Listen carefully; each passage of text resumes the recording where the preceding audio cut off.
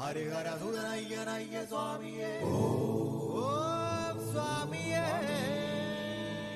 சனாதனம் சுதாமயம் சதா சுதீர்த்தலோச்சனம் சுமோகனம் சுதர்சனம் திரிலோகபாணிய சுவாமியே சனாதனம் சுதாமயம் சதா சுதீர்த்தலோச்சனம் சுமோகனம் சுதர்சனம் திரிலோக புண்ணிய தர்சனம் நின்கடலின பொன்கடலின கைவணங்கி ஜன்ம புண்ணியமறியണം குளிர்கணம் பிரபோ സ്വാമി നിൻ കടാക്ഷ കാന്തി തേടി കാടകങ്ങൾ താണ്ടി ഞങ്ങൾ വരികയാണ് തരിക ദിവ്യ ദർശനം നിന്റെ തങ്ക വിഗ്രഹത്തിൽ അമരു മരളി മലരു പോലെ വിരിയുവാൻ കഴിഞ്ഞിരുന്നുവെങ്കിലോ സ്വാമിയേ ശരണം ശരണം അയ്യനേ ശരണം ശരണം അഭയം നീ ശരണം ശരണമെന്നുമേ സ്വാമിയേ ശരണം ശരണം അയ്യനേ ശരണം ശരണം അഭയം നീ ശരണം ശരണമെന്നുമേ സ്വാമിയേ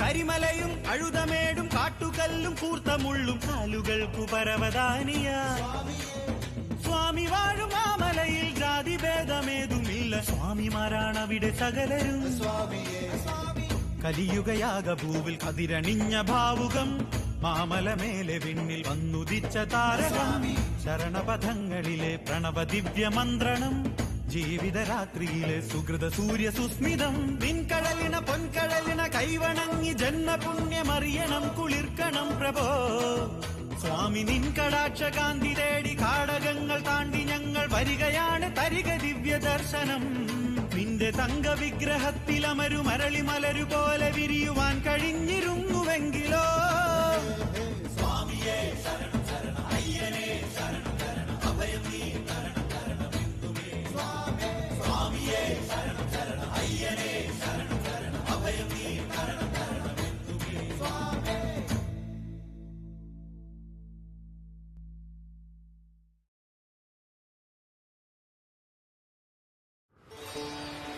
அமைதியும் செழுமையும் மூவுலகையும் ஆண்டு கொண்டிருந்த பொழுது ஒரு பொல்லாத அரக்கன் தோன்றினான். அவன்தான் மகிஷாசுரன். பிரம்மதேவாய நமஹ. ஓம் பிரம்மதேவாய நமஹ. ஓம் பிரம்மதேவாய நமஹ. மகிஷாசுரன் கடும் தவம் இருந்தான். அவனுடைய தவ வலிமையை கண்டு மகிழ்ச்சி அடைந்து பிரம்மதேவர் அவன் முன் தோன்றினார். எந்த தேவர்களாலும் அவனை கொல்ல முடியாது என்ற வரத்தையும் அவன் பெற்றான். மூவுலகையும் அழிக்கும் அளவுக்கு சக்தி பெற்ற ஒரு கொடுங்கோலனாக அவன் மாறினான். என்ன தேவர்களை மட்டுமேல் வணங்குவீர்களா புழுக்களே? இனி நீங்கள் என் பாதங்களை தான் வணங்க வேண்டும். எங்களால் முடியாது. வணங்குவதற்கு நீ எங்கள் இறைவன் அல்ல. அப்படி என்றால் சத்தம் அடியுங்கள்.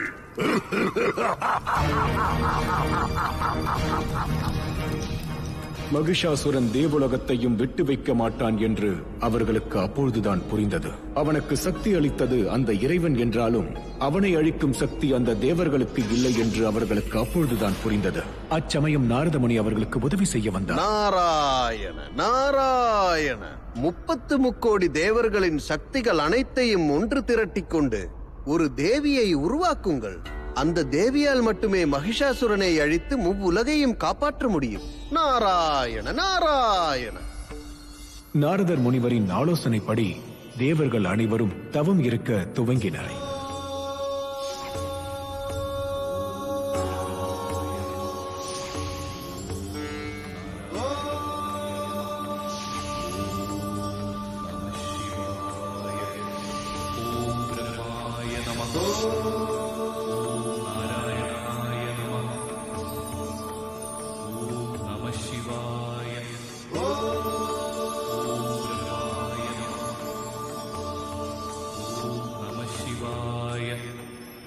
இதன் பலனாக அற்புத பொலிவுடன் ஒரு தேவதை தோன்றினாள். சக்தி வாய்ந்த அந்த தேவியின் பெயர் சண்டிகா தேவி.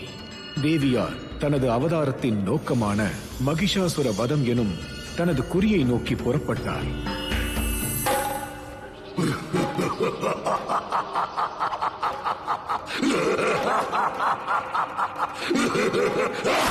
ஹே மகிஷாசுரா, உன் முடிவு நெருங்கிவிட்டது.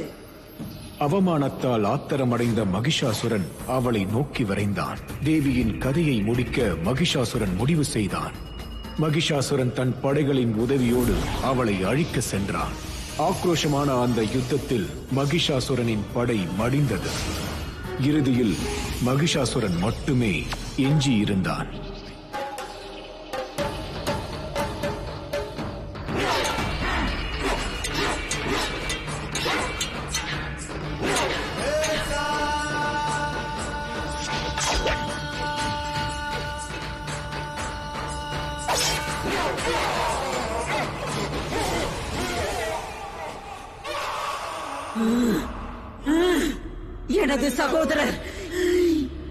எனது சகோதரரை இந்த நிலைமைக்கு உள்ளாக்கினவங்கள நான் விட மாட்டேன்.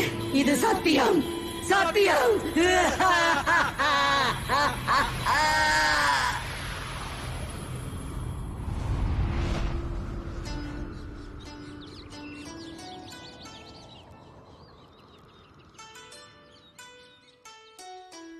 இந்த விவசாயிக்கு நியாயம் கிடைக்க வேண்டும். எனது ராஜ்யத்தில் அரசரையும் மற்றவர்களையும் விட விவசாயிதான் சிறந்தவர். மிக்க நன்றி அரசே, நன்றி. அமைச்சர் சக்கரபாணி, இது போன்ற புகார்கள் இனி எழாமல் பார்த்துக் கொள்ளுங்கள். தங்களின் ஆணை அரசே.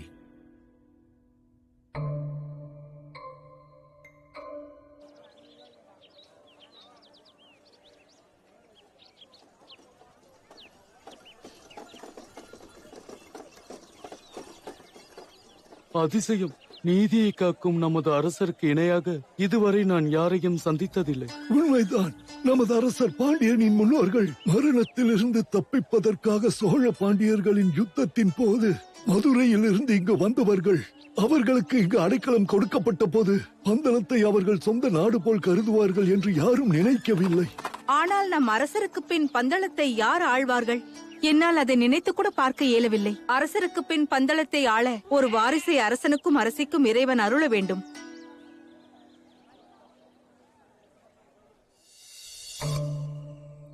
எனக்கென்னவோ நாளுக்கு நாள் நமது திட்டங்களை நிறைவேற்றுவது கடினமாக தெரிகிறது. பொறுமையாக இருங்கள் அமைச்சரே. இல்லை இல்லை மகாராஜா. கேலி செய்கிறாயோ? இல்லை, அரசருக்கு பின் ராஜ்யத்தை ஆள யார் இருக்கிறார்கள்? நீங்கள் தான் அடுத்த அரசர். நமது அரசிக்கு குழந்தை உருவாகாமல் இருக்க நமது திட்டத்தின்படி அவர்களுக்கு மருந்து கொடுக்கிறீர்களா? நிச்சயமாக அமைச்சரே. அரண்மனை சமையல்காரன் நமது பணியை செய்து விடுவார். புதிய அரசரான பிறகு என்னை நீங்கள் மறந்துவிடக் கூடாது. நான் தான் அமைச்சராக இருப்பேன். நிச்சயமாக வைத்தியரே. உங்களை போன்று ஒரு புத்திசாலி எப்போதும் என்னுடன் இருக்க வேண்டும் வைத்தியரே. குழந்தை பாக்கியம் இல்லாத என்னை விட்டு விடுங்கள். நீங்கள் வேறொரு திருமணம் செய்து கொள்ள வேண்டும். இல்லை தேவி, அந்த நினைப்பை நீ விட்டுவிடு. அரசே, உங்களுக்கு பிறகு இந்த பந்தளம் ராஜ்யத்தை யார் ஆழ்வார்கள்? இந்த நாடும் நாட்டு மக்களும் எனது துரதிர்ஷ்டத்தால் அநாதைகளாகி விடுவார்களே. இல்லை தேவி, இறைவன் நம்மை கைவிட மாட்டார். எத்தனையோ ஆண்டுகளாக நாம் குழந்தை வரம் வேண்டிக் கொண்டிருக்கிறோம். இறைவன் உண்மையான பக்தனை என்றுமே கைவிட மாட்டார்.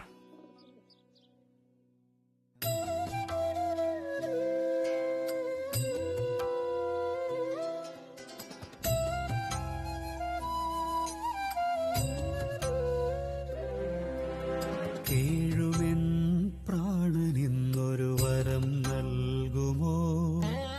നിൻ കൃപാലോചനം അടിയനിൽ പതിയുമോ? ഡമരുവിൽ ഉണരുമാ സ്പന്ദനം ജീവനം മന്ദഹാസങ്ങളോ ചന്ദ്രസമ്മോഹനം ഈ മണൽ താരയിൽ പൂവിതൾ വിതറുമോ? പൂവിതൾ കുഞ്ഞുകാൽ മുദ്രയായി മാറുമോ? ശങ്കരം ശങ്കരം ശാശ്വതം. ഓം നമോ ശങ്കരം ശങ്കരം ശാശ്വതം.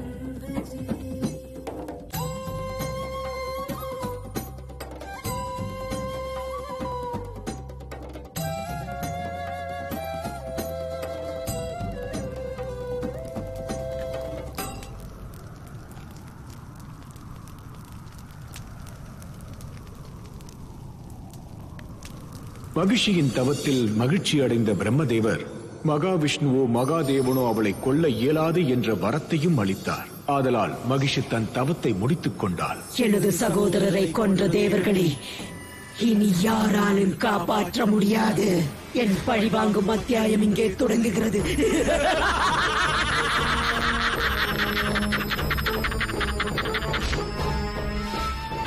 தேவர்களை விட வலிமை அடைந்த மகிஷி அகங்காரத்தின் உச்சிக்கே சென்று உலகை அழிக்க ஆரம்பித்தார்.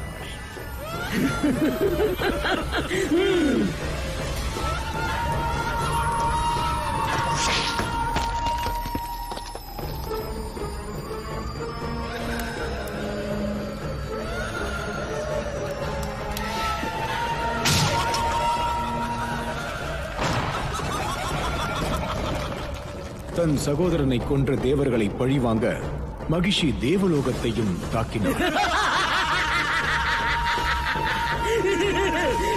அச்சத்தில் தேவர்கள் ஓடோடி விட்டனர். இந்திர தேவர்களும் மற்ற தேவர்களும் முப்பெரும் தேவர்களிடம் அடைக்கலம் தேடினார்கள். முப்பெரும் தேவர்கள் அந்த மகிஷியை அழிக்கும் சக்தி தங்களிடம் இல்லை என்று கூறிவிட்டனர். பிரம்மதேவர் அளித்த வரத்தினால் அந்த மகிஷியை அழிக்க எங்களால் இயலாது. நாராயணனின் சக்தியும் மகாதேவனின் சக்தியும் ஒன்றிணையும் போது ஒரு அற்புதம் நடக்கும். மகிஷியின் சக்தியை அழிக்க இயலும். சிவனிற்கும் விஷ்ணுவிற்கும் ஒரு மகன் பிறந்தால் அவன் மகிஷியை அழித்து பூலோகத்தையும் தேவலோகத்தையும் காப்பாற்றுவான். அப்படியே ஆகட்டும் நாராயணா. ஹர ஹர மகாதேவ ஹர ஹர மகாதேவ ஹரி ஓம் மகாதேவ ஹர ஹர மகாதேவ ஹரி ஓம் மகாதேவ ஹர ஹர மகாதேவ ஹரி ஓம்.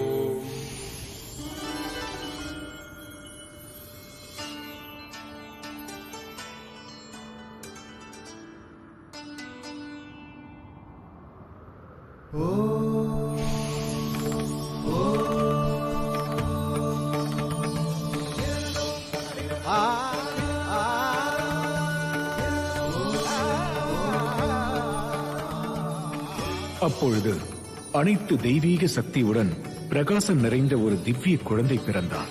அவன்தான் ஐயப்பன்.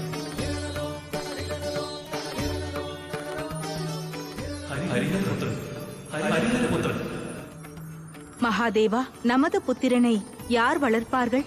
நம்முடைய பக்தர்களாகிய பந்தளம் ராஜாவும் அவருடைய மனைவியும் ஒரு குழந்தை வரத்திற்காக பிரார்த்தனை செய்கிறார்கள். இந்த தெய்வீக குழந்தை அங்கு ராஜபோகங்களுடன் வளருவான். அரிகர புத்திரனாகிய ஐயப்பனை அவர்களிடம் ஒப்படைப்போம்.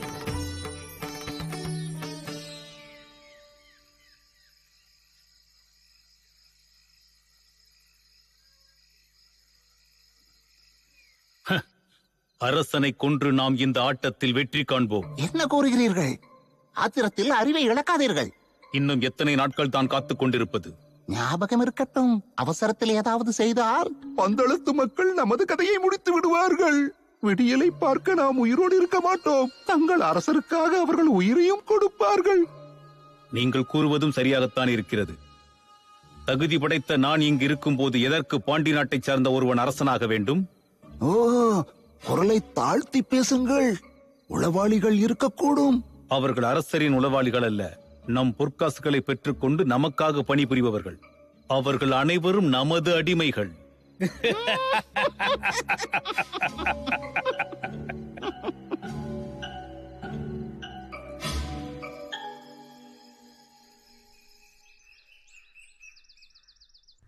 அமைச்சர் சக்கரபாணி, நேற்று இரவு எங்கிருந்தீர்கள்?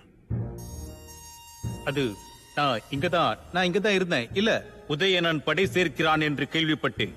அதை பற்றி விசாரிக்க சென்றிருந்தேன். அமைச்சரே, உதயணன் எனும் அந்த கொள்ளைக்காரனை நாம் பலமுறை தோற்கடித்திருக்கிறோம். அரசே, அவன் ஆட்களை சேர்த்து பந்தளத்தை தாக்க முயற்சி செய்கிறான்.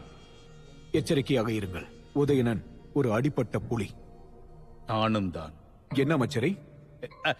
நானும் நேற்றிரவு இதை பற்றி தான் யோசித்துக் கொண்டிருந்தேன் அரசே. என்ன காரியமாக வந்துள்ளீர்கள்? உங்களுக்கு நான் எவ்வாறு உதவ வேண்டும்? என் துக்கத்தை தங்களிடம் கூற வந்திருக்கிறேன் அரசே. காட்டு பன்றிகள் உள்ளே நுழைந்து எங்கள் நிலங்களையும் மற்ற விலங்குகளையும் அழித்து விட்டது. அவைகள் ஊருக்குள்ளே நுழைந்து அட்டூழியம் செய்து கொண்டிருக்கிறது. நீங்கள் தான் உதவி செய்ய வேண்டும் அரசே. கவலை கொள்ள வேண்டாம், நிச்சயம் நடவடிக்கை எடுக்கிறேன். நிலங்கள் மற்றும் கிராமத்தை சுற்றி வேலி போடுவதற்கு ஏற்பாடு செய்கிறேன். தேவைகளை பூர்த்தி செய்வதற்கான பணத்தை அரசவையில் பெற்றுக் கொள்ளுங்கள். நன்றி, மிக்க நன்றி அரசே. வனதேவதையின் அனுமதியோடு நமது வேட்டையை தொடங்குவோம். விலங்குகளை காட்டிற்குள் துரத்தவே நாம் முற்பட வேண்டும். அவைகளை கொல்ல வேண்டாம்.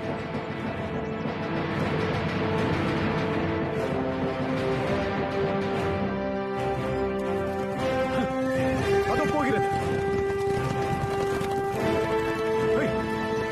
விடுங்கள், விடாதீர்கள். அவைகளை கொண்டு விடாதீர்கள். விரட்டுங்கள்.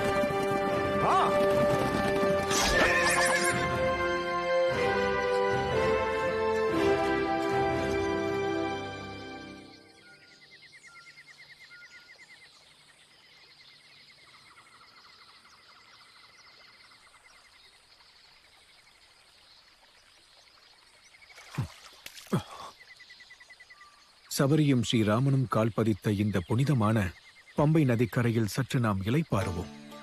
இந்த குளிர்ந்த ஆற்றங்கரையில் கூடாரத்தை அமைப்போம். நிச்சயமாக செய்கிறேன் மகாராஜா.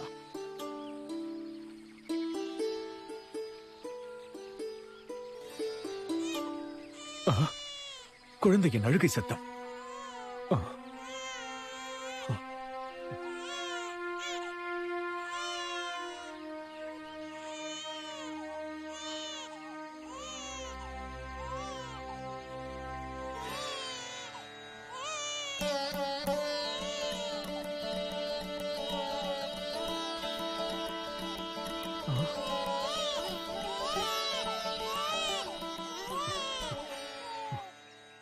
அற்புதமான குழந்தை.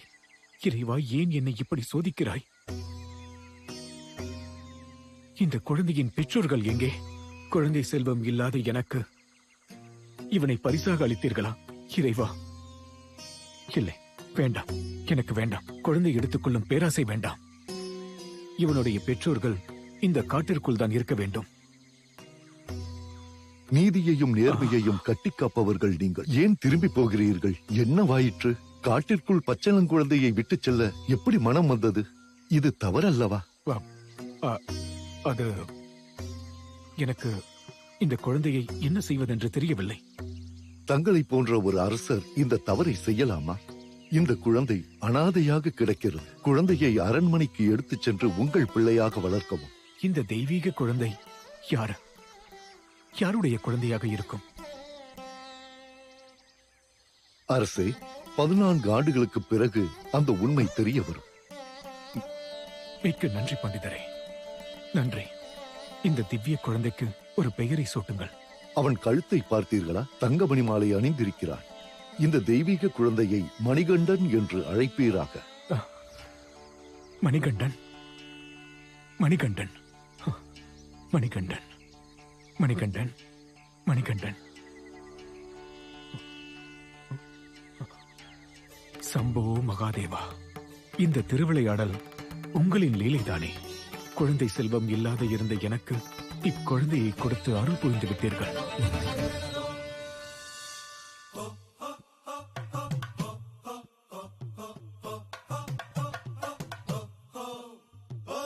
பிரபாமயம் பிரகாசிதம் மயோ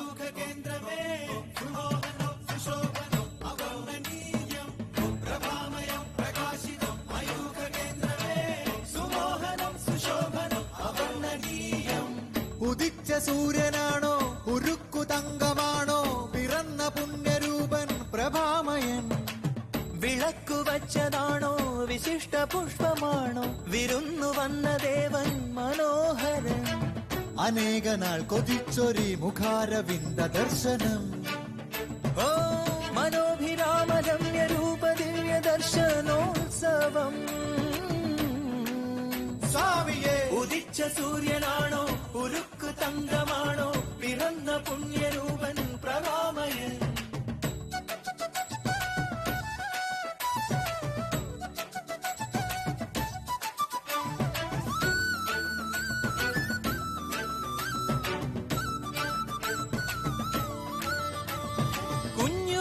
പത്മമുദ്ര പൂത്തപൂഴി എത്ര സുന്ദരം നിത്യസുന്ദരം എങ്ങുമെങ്ങും ഉൾപ്രമോദമായി മോദമായി മണ്ണിലാകെ ഇന്ദ്രചാപമായി ഓ പന്തള രാജ്യമഖിലമൊരു നിർവൃതി ചൂടി മുകുളിത ഹൃദയമഖിലമൊരു കാകളി പാടി പന്തള രാജ്യമഖിലമൊരു നിർവൃതി ചൂടി മുകുളിത ഹൃദയമഖിലമൊരു കാകളി പാടി ഉദിച്ച സൂര്യനാണോ ഉരുക്കു തങ്കമാണോ പിറന്ന പുണ്യരൂപനോ പ്രഭാമയം പ്രഭാമയം പ്രഭാമയം പ്രകാശിതം മയൂഖവേന്ദ്രമേ സുമോഹനം സുശോഭനം അമർനീയം പ്രഭാമയം പ്രകാശിതം മയൂഖവേന്ദ്രമേ സുമോഹനം സുശോഭനം അമർനീയം പ്രഭാമയം പ്രകാശിതം മയൂഖവേന്ദ്രമേ സുമോഹനം സുശോഭനം അമർനീയം.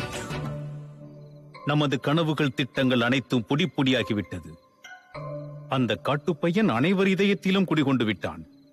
கவலைப்படாதீர்கள் அமைச்சரே, இதற்கு ஒரு தீர்வு காணலாம். இந்த இடத்தை விட்டு போய்விடலாம் என்று கூறுகிறீர்களா? அபசகுணமாக பேசாதீர்கள். நீங்கள் ஆள போகும் அரசன். உங்கள் மனசை தளர விடாதீர்கள்.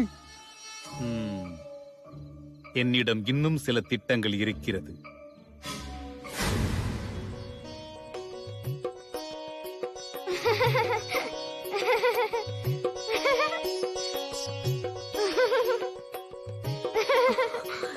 என்ன இளவரசி, என்னை எதற்காக இப்படி ஓட விடுகிறாய்? இங்கே வா மணிகண்டா, நான் களைத்து விட்டேன். மணிகண்டா! அரசி, எச்சரிக்கை, இப்படியெல்லாம் ஓடக்கூடாது. உனது வயிற்றில் குழந்தை வளர்கிறது, ஜாக்கிரதையாக இரு. மணிகண்டனின் குறும்புத்தனம் தாங்கவில்லை. மகனே மணிகண்டா, இது நீ உறங்க வேண்டிய நேரம். தந்தையின் விருப்பப்படியே செய்கிறேன். மணிகண்டா, நீ என்னுடன் உறங்கிக்கொள். இல்லை தாயே, விரைவில் நான் குருகுலம் செல்ல வேண்டும் அல்லவா? அதற்குள் நான் தனியாக படுக்க கற்றுக்கொள்கிறேன். இயல்பாகவே என்னுடைய மகன் பக்குவமாக சிந்திக்கக்கூடியவனாக இருக்கிறான். உங்களை பார்க்கும் பொழுதுதான் இப்படியெல்லாம். மற்ற நேரங்களில் குறும்புத்தனத்தின் தலைவனாக இருக்கிறான்.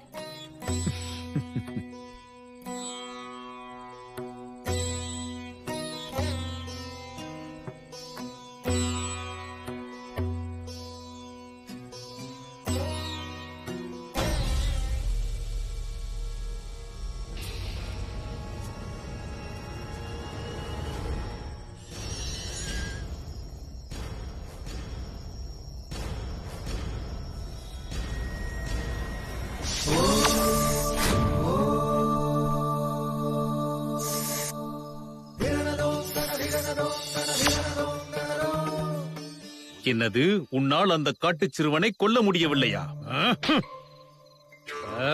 அனந்தனை பார்த்தாயா? 5 தலை பாம்பை பார்த்தாயா? இதை கூற உனக்கு வெட்கமாக இல்லையா? கத்தாதீர்கள் அமைச்சரே, யார் காதிலாவது விழப்போகிறது? நீ இங்கு பார்த்ததையோ கேள்விப்பட்டதையோ யாரிடமும் கூறக்கூடாது. நீ தண்டிக்கப்படுவாய். ஓடிவிடு இங்கிருந்து. போ.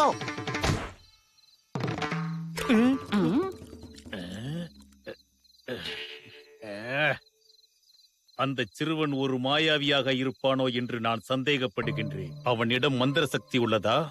அது உண்மையாக இருக்கலாம் அமைச்சரே. அவன் ஒரு காட்டு சிறுவன் அல்லவா? ஆனால் அவனுக்கு நம்மை பற்றி தெரியாது.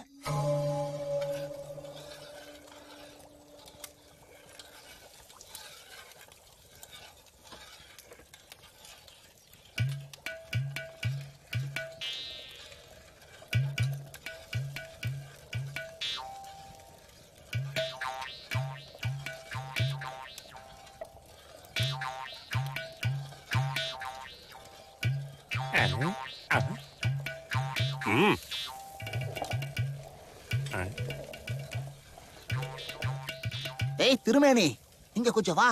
தாங்களா? கூறுங்கள் வைத்தியரே. அரசியின் ரகசிய மருந்தை நிறுத்தச் சொல்லிவிட்டு அதன் பிறகு தாங்கள் என்னை கண்டுகொள்ளவே இல்லையே வைத்தியரே. குறை கூறுவதே உனக்கு வழக்கமாகிவிட்டது. என்னால் எப்படி உன்னை மறக்க முடியும்? இங்கே நான் நம்பும் ஒரே ஆள் நீ மட்டும் தானே. சரி, நான் வந்த விஷயத்தை கூறுகிறேன். இந்தா, இதில் ஒரு சில சொட்டுக்களை மட்டும் அந்த காட்டுச் சிறுவன், அதாவது மணிகண்டன் உணவில் நீ கலக்க வேண்டும். என்ன?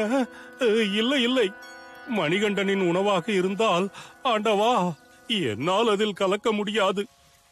அச்சம் கொள்ள வேண்டாம் திருமேனி, இது நீ நினைப்பது போல் விஷமல்ல. அஸ்வினி தேவர்கள் மீது ஆணையிட்டு சொல்கிறேன், இது அச்சிறுவனின் ஆரோக்கியத்திற்கான ஒரு மருந்து. ஓ, பழைய வித்தையா? நேரடியாக மருந்தை உட்கொள்ளவில்லை என்றால் உணவில் கலந்து கொடுப்பார்கள். கண்டிப்பாக அவனுடைய உணவில் இதை நான் கலந்து கொடுக்கிறேன். பிரமாதம் திருமேனி. சரி, நான் புறப்படுகிறேன்.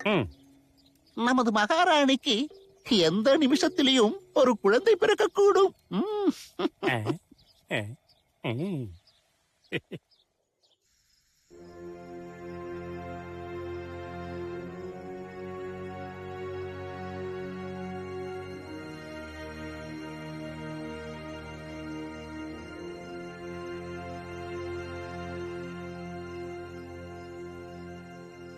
அரசே, ஆண் குழந்தை.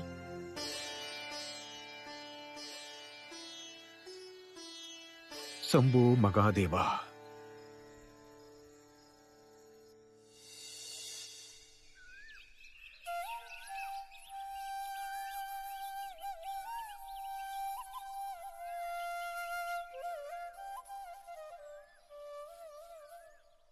மணிகண்டா, சகோதரன் பிறந்ததிலிருந்து நீ சரியாக உணவை கூட எடுத்துக்கொள்வதில்லையே.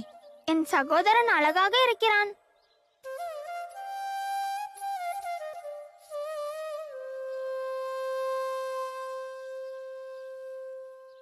இளவரசி, அரசர் உணவருந்த தங்களுக்காக காத்துக் கொண்டிருக்கிறார். தயவு கூர்ந்து வாருங்கள்.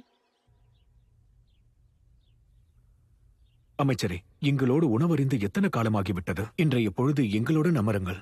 அமைச்சருக்கு இப்போதெல்லாம் உணவில் சுவாரஸ்யமே இல்லை, அப்படித்தானே?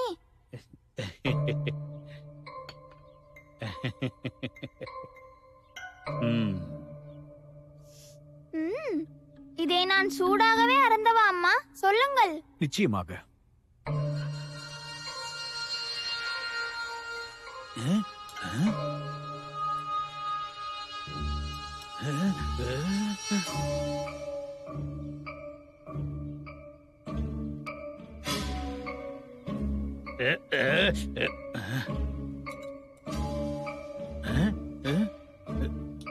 இன்று உணவு மிகவும் ருசியாகவும் வித்தியாசமாகவும் உள்ளது.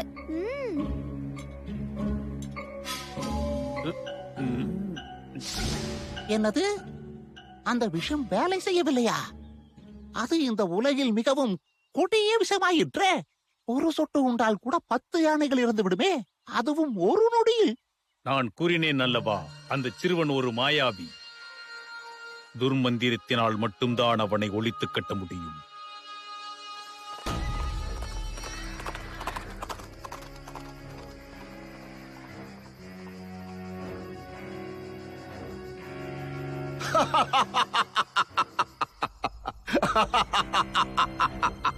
ஒன்றன் பின் ஒன்றாக உதயணனின் விருப்பப்படியே நடக்கிறது. நிலைக்கல் கிராமத்தை ஆக்கிரமித்த பிறகு பந்தளத்திலிருந்து அம்பலப்புழா வரை காயம் குளம் உட்பட அனைத்தும் நம் கீழ் வந்துவிடும். பிறகு திருவனந்தபுரத்தை எளிதாக பிடித்து விடலாம். தலைவா, நம்ம உளவாளிகள் சில பேர் பந்தளத்தில் இருக்கும் ஒரு சிலருடன் நட்புறவாடி வருகிறார்கள் தலைவா. பந்தளத்தை குறித்து பொறுமையாக யோசிப்போம். முதலில் நிலைக்கல், பிறகு ரான்னி, கோன்னி. இந்த இடங்களை பிடித்து விட்டால் பந்தளம் மிகவும் எளிதாகிவிடும். பிறகு பந்தள அரசின் மூக்கை வெட்டி ஒரு கண்ணாடி குடுவையில் அடைத்து வைப்பேன். நிலைக்கலின் சக்தி மையமான நிலைக்கல் கோவிலை முதலில் அழிக்க வேண்டும். அந்த கோவிலின் மூலவராக திகழும் கடவுளின் சிற்பமே அவர்களை காப்பாற்றி வருகிறது. என்ன பெரிய சக்தி! மறவர் படையின் திட்டங்களில் ஒரு சில முறை தவறு நடந்துவிட்டது. அவர்களது கோவிலிலும் சிற்பத்திலும் எந்த ஒரு சக்தியும் இல்லை. தலைவா, அந்த கோவிலை தரைமட்டமாக்க உங்கள் அனுமதிக்காக மறவர் படை காத்துக் கொண்டிருக்கிறது. நமது வீரர்கள் ஆர்வமுடன் இருக்கிறார்கள் என்றால் இன்றிரவே செல்லுங்கள். ஜாக்கிரதை. அப்படியே ஆகட்டும் தலைவா.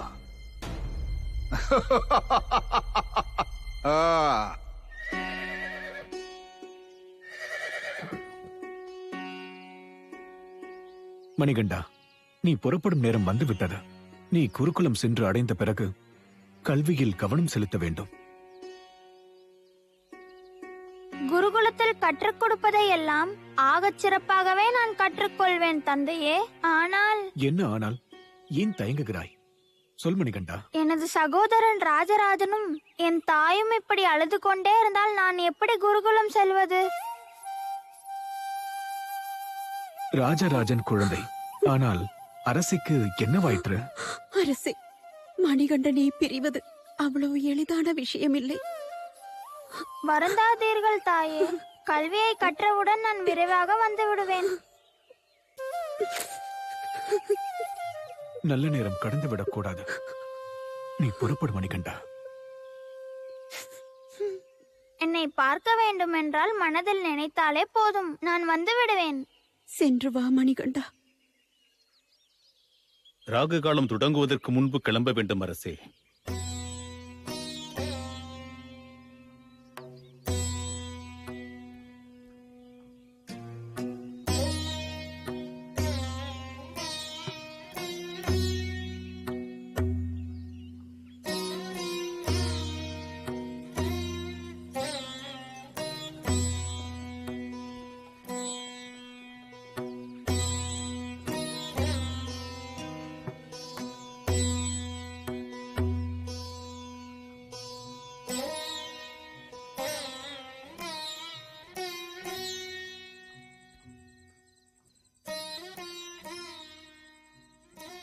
மாலை பூஜைக்கு ஏன் வரவில்லை அரசே?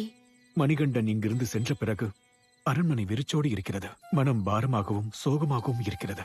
நமது பிரஜைகளும் நானும் அந்த துக்கத்திலிருந்து இன்னும் மீளவில்லை. நினைத்து பாருங்கள், மணிகண்டனின் வருகையோடு எத்தனையோ அதிர்ஷ்டங்கள் நம்மிடம் வந்து சேர்ந்தது. நமக்கு ஒரு குழந்தை பிறந்தது. கொள்ளையடிக்கவோ போர் தொடுக்கவோ உதயணனும் இந்த பக்கம் வரவில்லை. பயிர்கள் செழித்து வளர்கிறது. அறுவடை சிறப்பாக நடந்துள்ளது. பஞ்சம் வறட்சி அனைத்தும் ஒழிந்துள்ளது. பார்க்கும் இடத்திலெல்லாம் அமைதியும் செழிப்பும் சந்தோஷமும் விளையாடுகிறது. அவை அனைத்தும் இறைவன் ஹரிகரனின் அருள். ஆனால் என்னுடைய மணிகண்டனின் பிரிவு என்னால் தாங்க முடியவில்லை.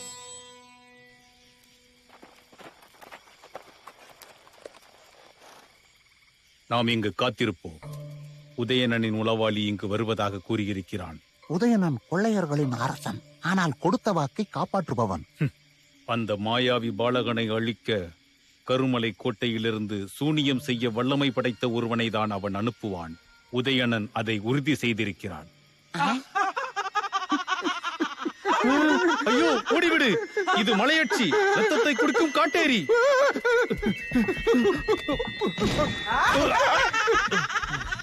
இது அந்த மாயாவி மணிகண்டனின் மாயவேலை. ஓடிவிடு!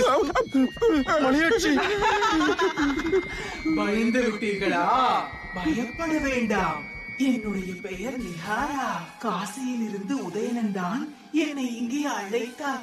அதை முன்பே சொல்ல வேண்டாமா? நாங்க பயந்தே போயிட்டோம். அது வந்து நான் அமைச்சர் சக்கரபாணி, அரண்மனை வைத்தியர். ஏன் கழுதை மேல் ஏறி வந்திருக்கிறீர்கள்? உங்கள் அரண்மனையில் நல்ல குதிரைகளே இல்லையா அமைச்சரே? இவைகள் எங்கள் ராஜ்யத்தின் பிரம்மாண்டமான அரேபியன் குதிரைகள்.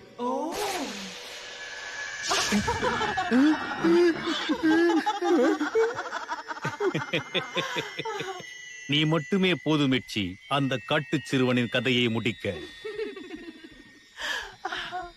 அவன் எங்கிருக்கிறான்? சொல்லுங்கள். மற்றவையெல்லாம் நான் பார்த்துக் கொள்கிறேன். பதிலுக்கு நீங்கள் என்ன செய்ய வேண்டும் என்று சொல்லியிருக்கிறார்கள் அல்லவா? நன்றாகவே தெரியும். நிலைக்கல்லிலிருந்து நேற்றிரவே வீரர்களை திரும்ப பெற்றுக் கொண்டோம்.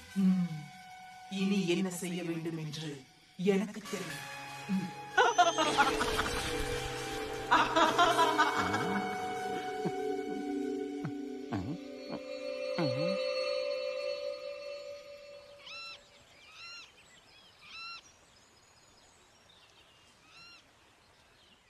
மணிகண்டா, உன் கல்வி பாடங்கள் இன்று முதல் ஆரம்பமாகிறது. இளவரசே, எனது அருகில் உனக்கென்று ஒரு விசேஷ இடத்தை அமைத்திருக்கிறேன். நீ இங்கு அமர்ந்து கொள். குருவே, என்னையும் உங்கள் சிஷ்யர்களில் ஒருவனாகவே நடத்துங்கள்.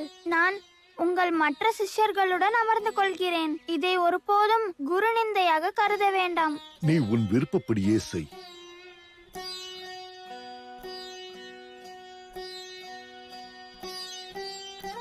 இவன் சாதாரண சிறுவனே அல்ல.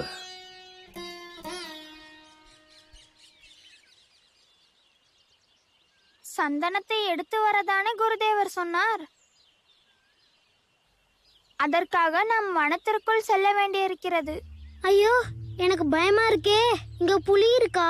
வருங்காலத்தில் நீங்கள் எல்லோரும் பந்தளத்தின் வீரர்களாக மாற வேண்டியவர்கள். அதனால் எதை கண்டும் அஞ்சக்கூடாது. இளவரசரே, நீங்கள் உடன் இருந்தால் நாங்கள் வருகிறோம்.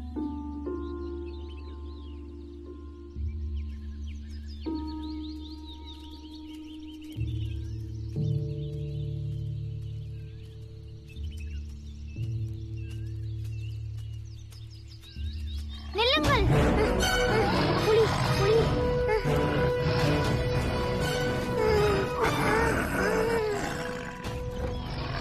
திரும்பி போய்விடுங்கள்.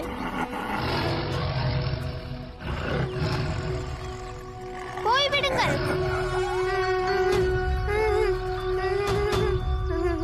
பயந்து விட்டீர்களா? விலங்குகள் இயற்கையாகவே பணிவானவைகள். செல்லுங்கள் என்றதும் சென்று விட்டன. மணிகண்டா,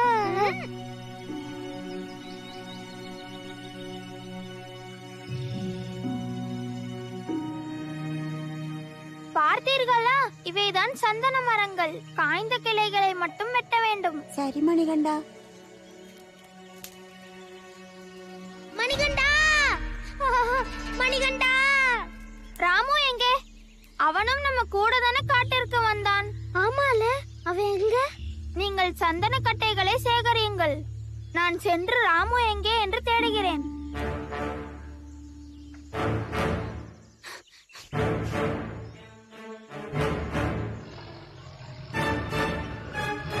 மணிகண்டா, என்னை காப்பாத்து. புலி. மணிகண்டா, மணிகண்டா. வேண்டாம், போயிரு.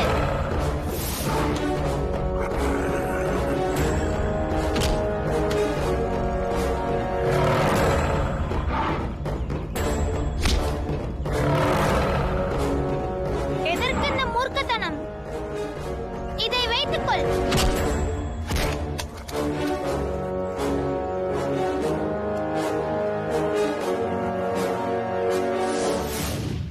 எவ்வளவு தைரியம் உனக்கு? நான் யார் என்று உனக்கு தெரியாது.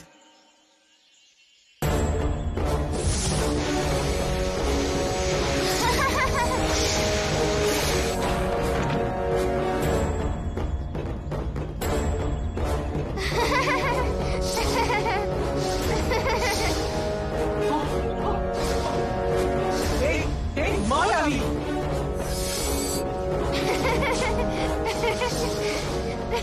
என்னையா பயமுறுத்த பார்க்கிற பொடியனை?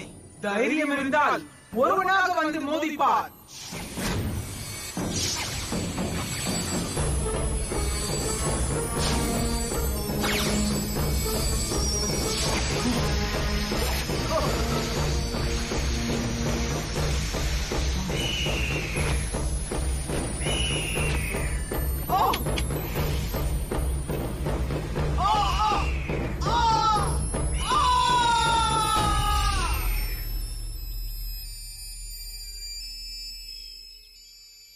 ராமு, என்னவாயிற்று உனக்கு? எழுந்திரு. அங்க ஒரு பெரிய புலி. புலியா?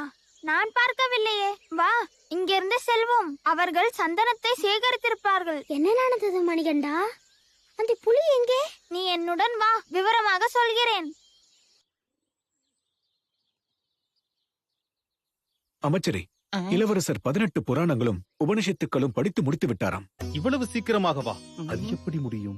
ஆமாம் அமைச்சரே, மணிகண்டனுக்கு பாடம் கற்பித்தது பழைய பாடங்களை நினைவூட்டுவது போல்தான் இருந்ததாம். குருநாதர் மடல் எழுதியுள்ளார், பாருங்கள். அந்த விசேஷ மருந்தின் பலன் தான் இவை அனைத்தும். நான் தான் அவனுக்கு உணவில் கலந்து கொடுத்தேன்.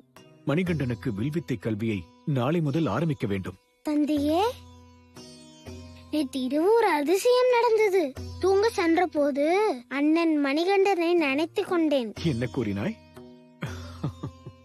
அப்படியே உறங்கிவிட்டேன். சிறிது நேரம் கழித்து கண்ணை திறந்து பார்த்த போது அண்ணன் மணிகண்டன் அருகில் இருந்தார். கொஞ்ச நேரம் கழித்து எனக்கு போர்வையை போத்தி விட்டு மறைந்து விட்டார்.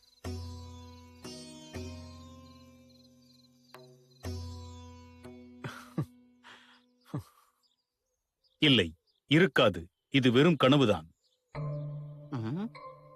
நாங்கள் புறப்படுகிறோம் அரசே. சமையல்காரரை பாம்பு கடித்து விட்டது. அவருக்கு சிகிச்சை அளிக்க வேண்டும். மிக்காராவும் தோற்றுவிட்டால் போல் தெரிகிறது. விஷயம் தெரியுமா அமைச்சரே? மணிகண்டனின் குரு வசிஷ்டரை போல் மிகவும் ஞானம் உள்ளவராம். துரோணரை போன்று சிறந்த வில்வித்தைக்காரனாம்.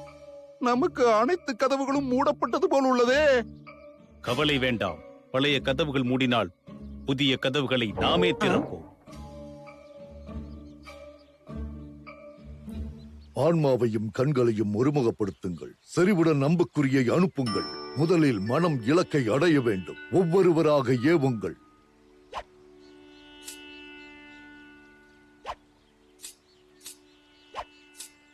மணிகண்டா, நீ அந்த பறவையின் கண்ணை பார்த்து அம்பை தொடுத்து விடு. அதுதான் உன் இலக்கு. குருதேவர் கூறியபடியே செய்கிறேன்.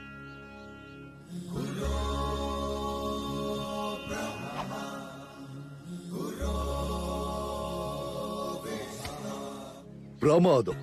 இனி தூரம், வேகம், உயரம் குறி. ഗഗനപഥങ്ങളിലുരുകി വിളങ്ങും മിന്നൽ പിണറൊളിയോ, അലറിയണഞ്ഞൊരു കാറ്റിലുയർന്നു കുതിക്കും കടലലയോ, മിഴിച്ചിമ്മിടാതെ പദമൂന്നിടാതെ രണഭൂവിലീ വിധം ഇളകിയാടുമീ ദേവബാലകൻ രുദ്രനാഗമോ. അടവികളിൽ നിന്നിടവപ്പാതിയിലൊഴുകിയ പുഴ പോലെ, ആയുധമേന്തിയ തരുണൻ താണ്ഡവ ശിവരൂപം പോലെ, കരവാളുമേന്തിയ വനസ്ത്രവേഗനായി സൂര്യനാളമായി പടരും ഇവിടെ നിന്നുതിരും അഗ്നിയോ താരകങ്ങളോ.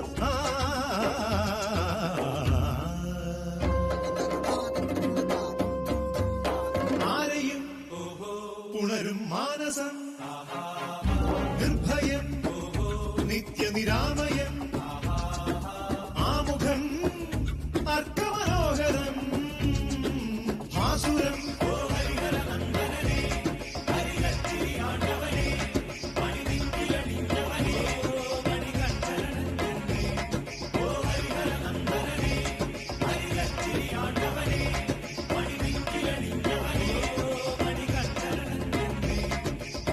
ഹരിഹര ചൈതന്യം എന്നെന്നും അവനിൽ വസിക്കുന്നു.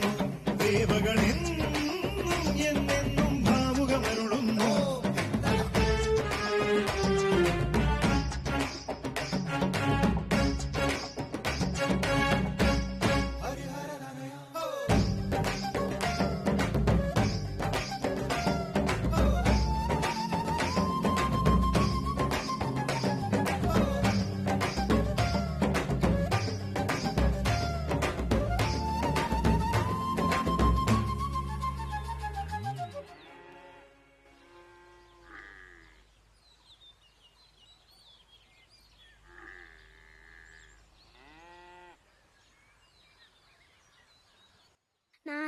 மணிகண்டா, நாராயண நாராயண.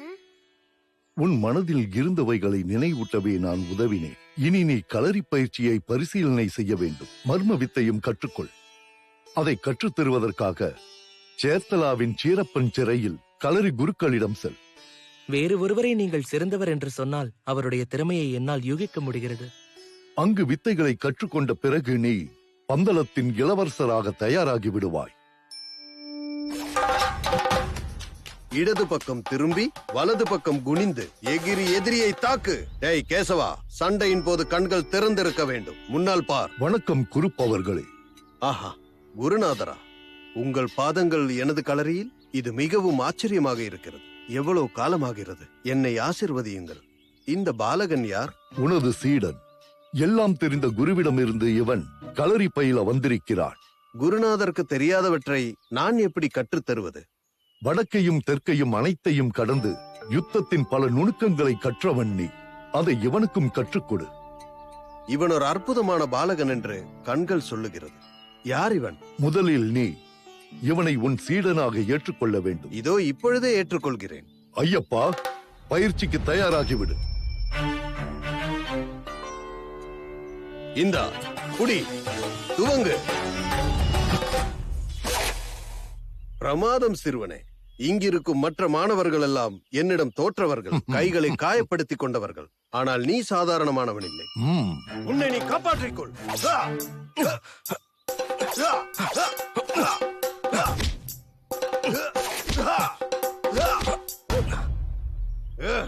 அப்பொழுது துவண்டு விட்டாயா?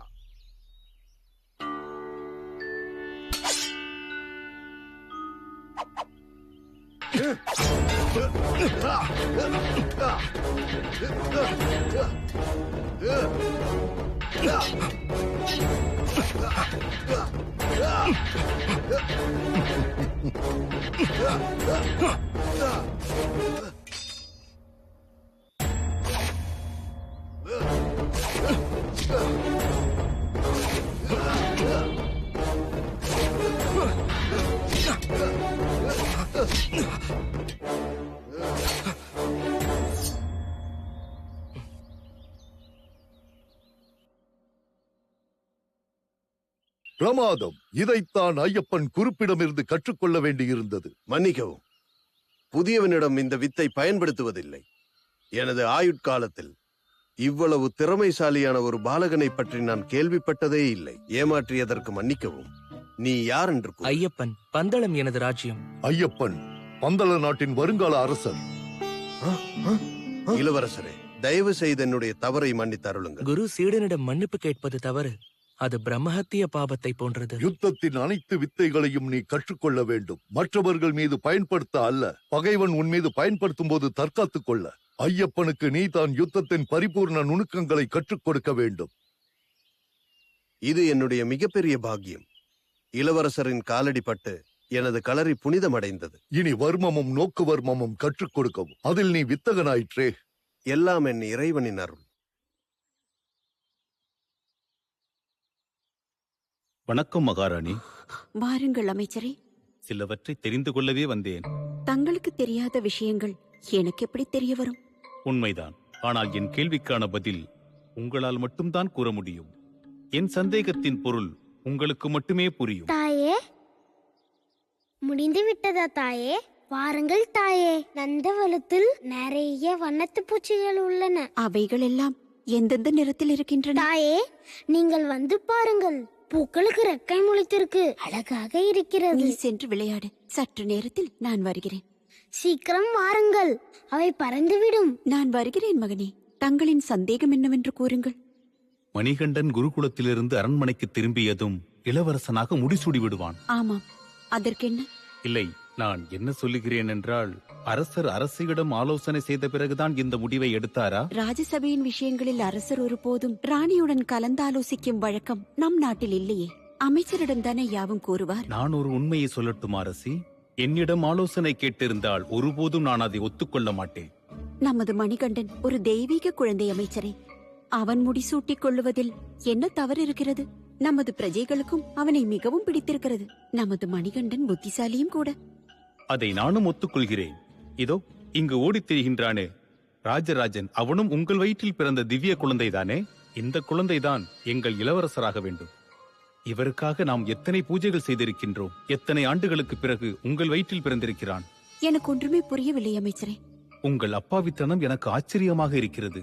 காட்டிலிருந்து வந்தவன் திவ்ய குழந்தை, உங்கள் வயிற்றில் பிறந்தவன் சாதாரண குழந்தையா? உங்களை நான் என்னவென்று சொல்வது? நினைத்தாலே பாவமாக இருக்கிறது. மணிகண்டனோ ராஜராஜனோ எனது இரு விழிகள் போல இருவரும் என் குழந்தைகள் ஆவார். நீங்கள் இவ்வாறு கூறுவது உங்களது பெருந்தன்மை. ஆனால் நாளை இந்த காட்டுச் சிறுவன் அரசனாகிவிட்டால் உங்கள் வயிற்றில் பிறந்த குழந்தையின் நிலை என்ன? அதை யோசித்தீர்களா? அரச குலத்தில் பிறந்தவன் மட்டுமே அரசனாக முடிசூட்ட வேண்டும். எங்கோ காட்டிலிருந்து வந்தவன் அல்ல.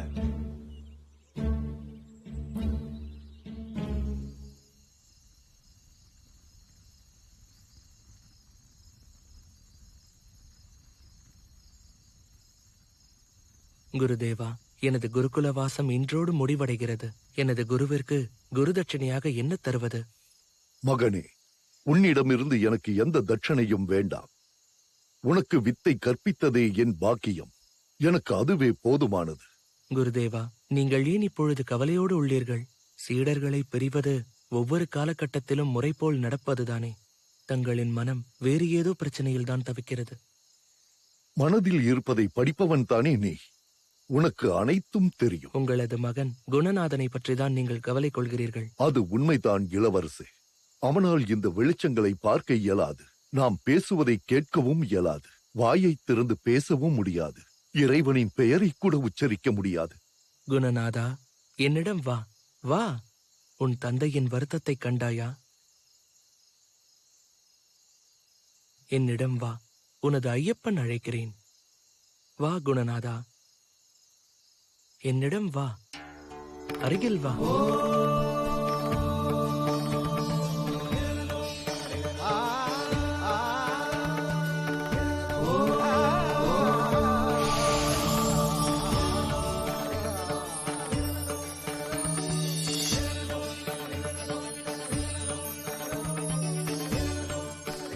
குணநாதா, கண்ணை திறந்து உன் தந்தையை பார்.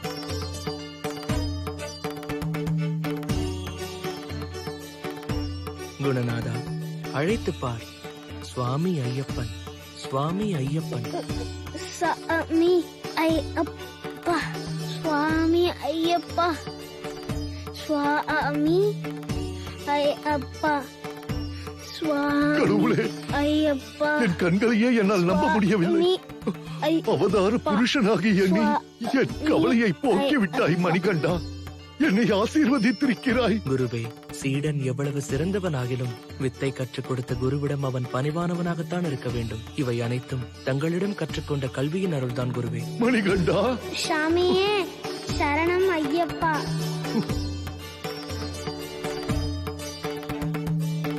சுவாமியே சரணம் ஐயப்பா.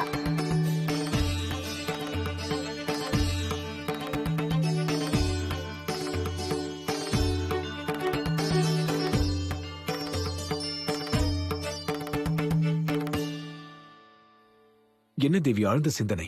அப்படி என்னத்தான் யோசித்துக் கொண்டிருக்கிறாய்? இப்பொழுதாவது கேட்க தோன்றியதே. அரசே, தங்கள் கவனம் அரசவை விஷயங்களிலும் மணிகண்டனிலும் மட்டும்தான் இருக்கிறது.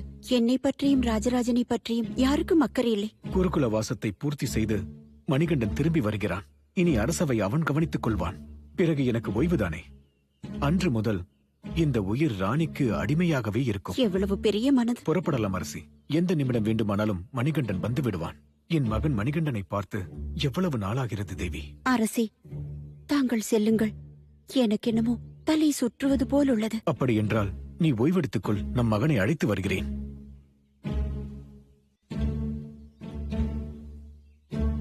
மகனே, மணிகண்டா. தந்தையே,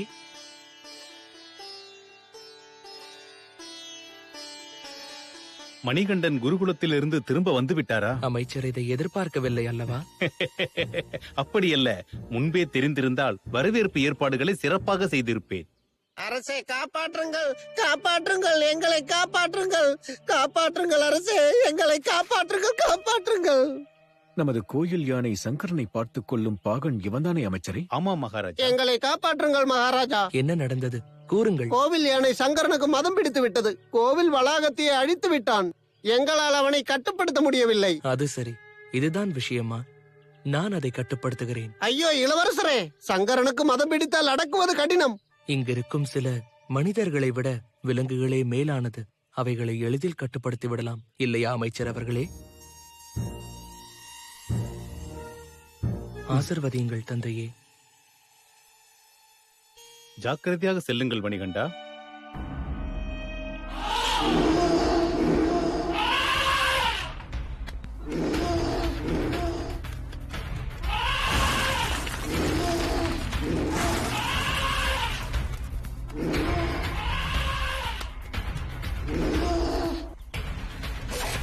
நீ என்ன காரியம் செய்கிறாய் சங்கரா?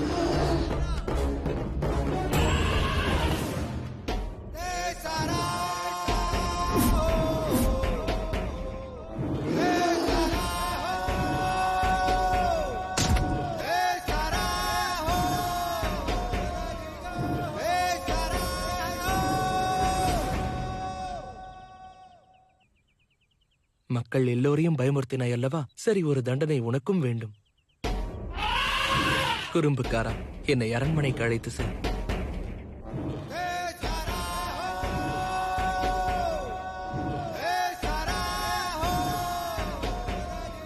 ஐயப்பன் வாழ்க! மதகஜ வாகனன் ஐயப்பன் வாழ்க! மணிகண்டன் வாழ்க! இளவரசர் வாழ்க! பந்தளத்து இளவரசர் வாழ்க! என் மகன் மணிகண்டனா?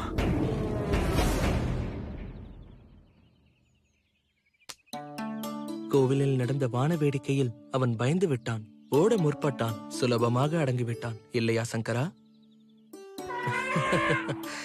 ஆமாம் என்று கூறுகிறான். நான் அப்போதே கூறினேன் அல்லவா, சங்கரன் மிகவும் அமைதியான யானை. அவனை யார் வேண்டுமானாலும் அடக்கலாம். தந்தையே, எனது தாய் எங்கே? அவளுக்கு உடல்நலம் சரியில்லை. என்னை பற்றி விசாரிக்க இப்பொழுதாவது உனக்கு தோன்றியதே. என்னை மன்னித்து விடுங்கள் தாயே, ஆசிர்வதியுங்கள். அண்ணா, இந்த யானை எங்கே கிடைத்தது? குருகுலத்தில் இருந்தா அதை எனக்கு தாருங்கள். சகோதரா, உனக்கு பரிசாகத்தான் இந்த யானையை கொண்டு வந்தேன். இனி இது உன்னுடைய. ஒன்றும் தேவையில்லை. அது மதம் பிடித்த யானை ராஜராஜா, உனக்கு வேண்டாம். யானை வேண்டும். வேண்டாம் என்று கூறினேன் அல்லவா? பிடிவாதம் பிடிக்காதே ராஜராஜா, நீ என்னுடன் வா. மன்னித்தருளுங்கள் தாயே, யானை ஒன்றும் செய்யாது. என் மகனுக்கு என்ன வேண்டும் என்று எனக்கு தெரியும். மணிகண்டன் இதில் குறுக்கிடாமல் இருப்பதே நல்லது. நீ குறுக்கிடாமல் இருப்பதே நல்லது.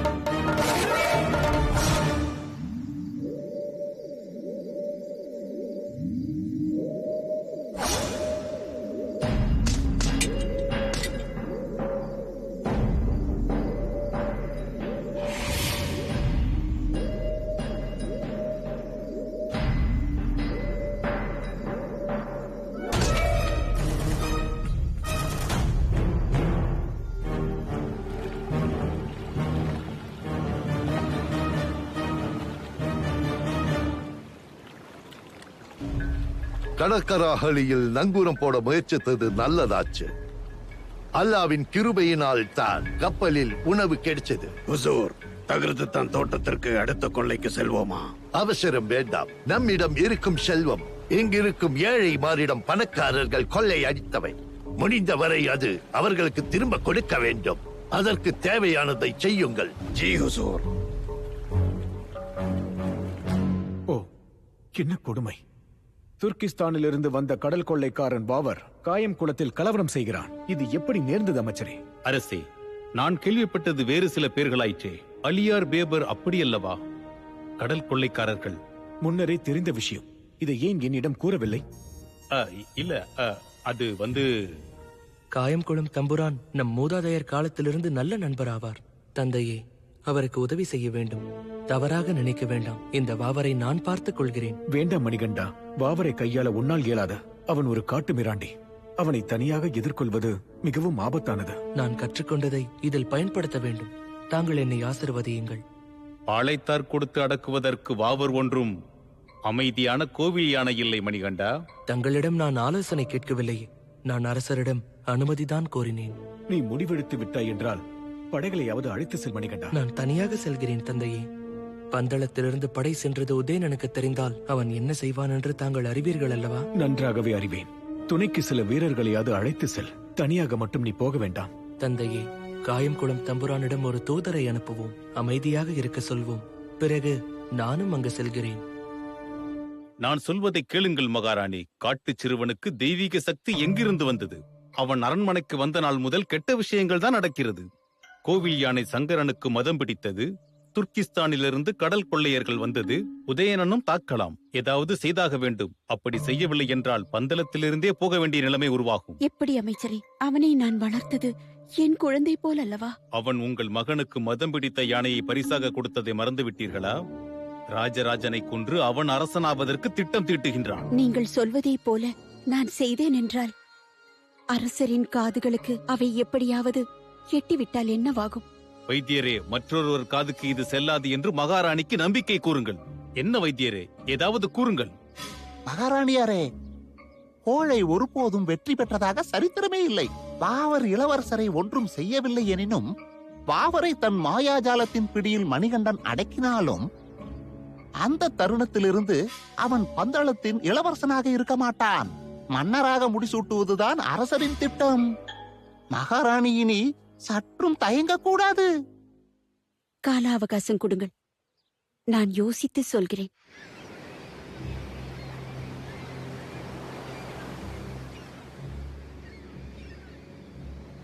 இரண்டு வாரங்கள் கடந்துவிட்டன. வாவரின் கப்பலை பற்றி ஒன்றுமே தெரியவில்லையே. நாம் இங்கு இருப்பதை தெரிந்து கொண்ட வாவர் கடலிற்குள் சென்று ஒளிந்திருக்கலாம். எனக்கு அங்கே ஏதோ தெரிகிறது. ஆம், நிச்சயமாக அது வாவரின் கப்பல்தான். அது நம்மை நோக்கிதான் வருகிறது. ஜாக்கிரதையாக இருங்கள்.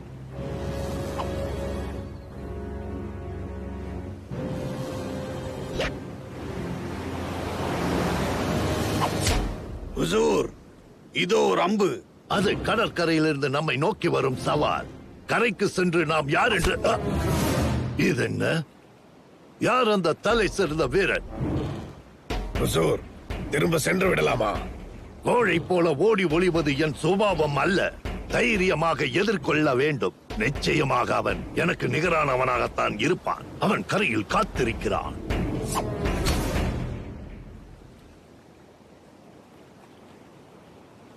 படகுகளை இறக்குங்கள், சீக்கிரம். மணிகண்டா, அந்த படகில் இருக்கும் அனைவரையும் கொன்றுவிடு. அவர்கள் கரைக்கு வந்தால் அது நமக்கு மிகப்பெரிய ஆபத்து. அதை நான் பார்த்துக் கொள்கிறேன். என் மீது சவால் கொடுத்த வீரன் யார்? எங்களுடைய கொடியை ஒடித்தது யார் என்று சொல்லு. நீதான் அந்த கடல் கொள்ளையன் வாவரா? மரியாதையாக பேசு. நான் தான் வாவர். நீ வாவர் என்றால் உனது கொடியை வீழ்த்தியது நான் தான். துணிச்சலை காட்டுவது தூரத்தில் நின்று கொண்டு அல்ல சிறுவனே. நேருக்கு நேர் மோதிப்பார். அதற்கு தைரியம் உண்டா? என்னுடைய தைரியத்தை உன்னிடம் காட்ட வேண்டிய அவசரத்தில் நான் இல்லை. என்ன கூர்மையான வார்த்தைகள்! துணிச்சல் இருந்தால் அம்பை இங்கே குறிவை சிறுவனே. நான் சிறுவன் அல்ல. என் பெயர் மணிகண்டன். அப்படியா? மணிகண்டன், உன்னை பற்றி நிறைய கேள்விப்பட்டிருக்கிறேன். ஆனால் இவ்வளவு சிறுவனாக இருப்பாய் என்று நினைக்கவில்லை. உனக்கு என்னதான் தெரிய வேண்டும்? எனது வயதா? நான் கற்ற வித்தையா? கண்டிப்பாக இப்பொழுது நான் அம்பு தொடுக்க மாட்டேன். ஆயுதம் ஏந்தி இருப்பவர்கள் மீது மட்டும்தான் நான் அம்பை தொடுப்பேன். நான் எந்த ஆயுதத்தை எடுக்க வேண்டும்? வாளா இல்லை மந்திரமா? அது உன்னுடைய விருப்பம். தைரியம் இருந்தால் அம்பை வீடு.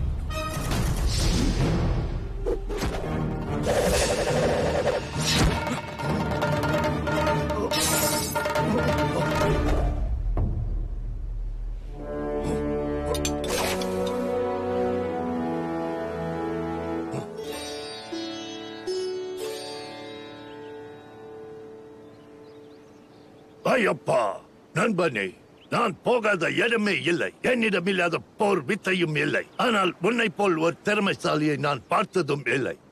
வாவரே, நீ நல்லவன் என்று புரிந்து கொண்டுதான் இந்த போராட்டத்தில் குதித்தேன்.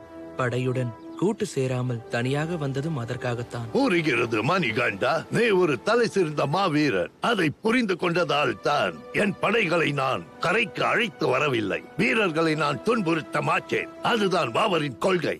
இவ்வளவு திறமை வாய்ந்த நீ எப்படி கொள்ளையனானாய்? இருப்பவனிடமிருந்து எடுத்து இல்லாதவனுக்கு கொடுப்பது கொள்ளையா? சொல்லு. இருப்பவர்கள் இந்த பூமியில் சிலர் மட்டுமே, இல்லாதவர்கள் நிறைய இருக்கிறார்கள். மற்றவர்கள் செல்வத்தை பறிப்பதை விட அதை வைத்திருப்பவர் அவர்களாகவே முன்வந்து நன்கொடை அளித்தால் எவ்வளவு நன்றாக இருக்கும். இருக்கப்பட்டவர்கள் இப்படி சிந்திப்பதில்லையே. மற்றவர்களிடமிருந்து மீண்டும் மீண்டும் கொள்ளையடித்து தங்களது செல்வத்தை இரட்டிப்பாக்கிக் கொண்டிருக்கிறார்கள். இருட்டில் கொள்ளையடிப்பதை விட இருப்பவர்களிடம் புரிய வைத்து அவர்களே அதை கொடுக்குமாறு செய்வது உசிதம் அல்லவா? அப்படி நடக்க வேண்டும் என்றால் உலகம் அழியும் வரை காத்திருக்க வேண்டும். இருப்பவர்களிடம் இல்லாதது இதயம் ஒண்ணு மட்டும்தான். புரிந்து கொள் ஐயப்பா. வள்ளலாக இருக்கும் ஒரு செல்வந்தரை நான் காட்டினால்? அப்படி நீ காட்டினால் நான் இறைவன் மீது ஆணையிடுகிறேன், நானும் என் வீரர்களும் கொள்ளையடிக்கும் தொழிலையே விட்டு விடுகிறோம். நிச்சயமாக நான் இறைவன் மீது ஆணையிட்டிருக்கிறேன். அதில் மாற்றம் இருக்காது. எனக்கு இறைவனை மிஞ்சி எதுவும் கிடையாது. தத்துவமசி. யா அல்லாஹ், யார் அது? கேள்விப்பட்டதே இல்லையே. உபனிஷதத்திலிருந்து ஒரு வார்த்தை. இது ஒன்றும் பெயர் அல்ல. அப்படி என்றால் அது நீ என்ற அர்த்தம். முனிவர் அருணர் ஸ்வேதகேதுவிடம் சொன்னதுதான் தத்துவமசி. ஏழைகளுக்காக தன்னிடம் உள்ளவற்றையெல்லாம் வாரி வழங்கும் வள்ளலாக திகழும் என் முன்னே நிற்கும் மாமனிதர்தான் பாபர். மணிகண்டா, ஐயப்ப சுவாமி, நீ என் மனக்கண்ணை திறந்து விட்டாய். வணங்குவதற்கு நான் உன் குரு அல்ல. என்னை உன்னுடைய நெருங்கிய நண்பனாக ஏற்றுக்கொள்வாயா பாபரே? உன்னை போல ஒரு புத்திசாலியை குருவாக ஏற்றுக்கொள்வதில் என்ன தவறு? மாமனிதன் பாபரின் குருவாக நான் இன்னும் தகுதி பெறவில்லை. வயதிலும் சரி, அனுபவத்திலும் சரி. நான் ஒரு இஸ்லாம் மதத்தை சார்ந்தவன். நான் என் மதத்தை மாற்றினால் என்னை சீடனாக ஏற்பீர்களா? எனக்கு தெரிந்ததெல்லாம் ஒரு மதம்தான், மனிதன். உனக்குள் நான் மாற்ற வேண்டியதாக ஒரே ஒரு வழியை தான் பார்க்கிறேன். அது உன்னுடைய இப்போதைய தொழில். எதையும் மாற்றிக் கொள்வதற்கு நான் தயாராக உள்ளேன். உன்னை போல ஒரு நண்பனுக்காக எதையும் இழப்பேன். இன்று நான் ஞானத்தின் ஒளியை கண்டேன், அல்லாவின் மகத்துவத்தையும் கண்டேன். ஐயப்பன் வாழ்க! ஐயப்பன் வாழ்க! பாபர் வாழ்க! ஐயப்பன் வாழ்க! ஐயப்பன் வாழ்க! பாபர் வாழ்க! பாபர் வாழ்க! அமைச்சரே, நமது உளவாளிகளுக்கு இது தெரியவில்லை என்றால் மிகவும் ஆச்சரியமாக இருக்கிறது. அவர்களுக்கு தெரியாதா? இது உண்மை அரசே. நிலைக்கல் கிராமத்தை கையடக்கியதோடு அந்த கிராமத்தையே அவன் தரைமட்டமாக்கிவிட்டான். அந்த உதயணன். இந்த விஷயம் எனக்கு தெரியாமல் போய்விட்டதே. உங்களுக்கு எப்படி தெரிந்தது? எனக்கு விசுவாசமாக இருப்பவர்கள் இன்னும் என்னுடன் இருக்கிறார்கள். காயன்குளத்திலிருந்து மணிகண்டன் திரும்பி வரட்டும். அரசவை பொறுப்பையும் உதயணன் விஷயத்தையும் மணிகண்டனிடம் ஒப்படைக்க வேண்டும்.